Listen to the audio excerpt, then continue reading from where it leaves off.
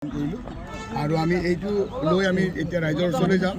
অফিচিয়েলৰ এখন পত্ৰ আছে, এই পত্ৰখন আমি প্ৰত্যেকঘৰ মানুহৰ প্ৰত্যেকজন ব্যক্তিৰ ওচৰলৈ পঠিয়াই দিম আৰু আমি অসমৰ প্ৰত্যেকঘৰ মানুহতে এজন কেজৰিৱালক জন্ম দিবলৈ চেষ্টা কৰিম ইয়াৰ জৰিয়তে, যাতে অৰবিন্দ কেজৰিৱালে যেনেধৰণে দিল্লীত শাসন কৰি ৰাইজৰ মান উন্নত কৰিছে, জীৱন ধাৰণৰ মান উন্নত কৰিছে, এই ধৰণৰ মান যাতে ইয়াতো আমি কৰিব পাৰোঁ, তাৰ বাবে এইখিনি কথা বুজাই আমি ৰাইজৰ ওচৰলৈ যাম আৰু ৰাইজৰ প্ৰত্যেক ঘৰ মানুহতে আমি অৰবিন্দ কেজৰিৱালক জন্ম দিবলৈ চেষ্টা কৰিম। এই আশা লৈ আমি আজি ইয়াতে এই প্ৰগ্ৰামটো আৰম্ভ কৰিছোঁ।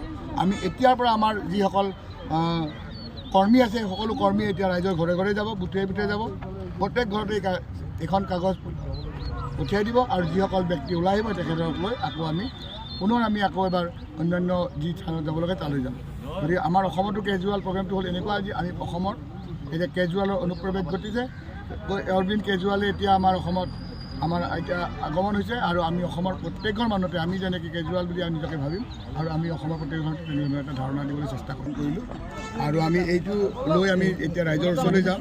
অৰবিন্দ কেজৰিৱালৰ এখন পত্ৰ আছে, এই পত্ৰখন আমি প্ৰত্যেকঘৰ মানুহৰ প্ৰত্যেকজন ব্যক্তিৰ ওচৰলৈ পঠিয়াই দিম আৰু আমি অসমৰ প্ৰত্যেকঘৰ মানুহতে এজন কেজৰিৱালক জন্ম দিবলৈ চেষ্টা কৰিম ইয়াৰ জৰিয়তে, যাতে অৰবিন্দ কেজৰিৱালে যেনেধৰণে দিল্লীত শাসন কৰি ৰাইজৰ মান উন্নত কৰিছে, জীৱন ধাৰণৰ মান উন্নত কৰিছে, এই ধৰণৰ মান যাতে ইয়াতো আমি কৰিব পাৰোঁ, তাৰ বাবে এইখিনি কথা বুজাই আমি ৰাইজৰ ওচৰলৈ যাম আৰু ৰাইজৰ প্ৰত্যেক ঘৰ মানুহতে আমি অৰবিন্দ কেজৰিৱালক জন্ম দিবলৈ চেষ্টা কৰিম। এই আশা লৈ আমি আজি ইয়াতে এই প্ৰগ্ৰামটো আৰম্ভ কৰিছোঁ।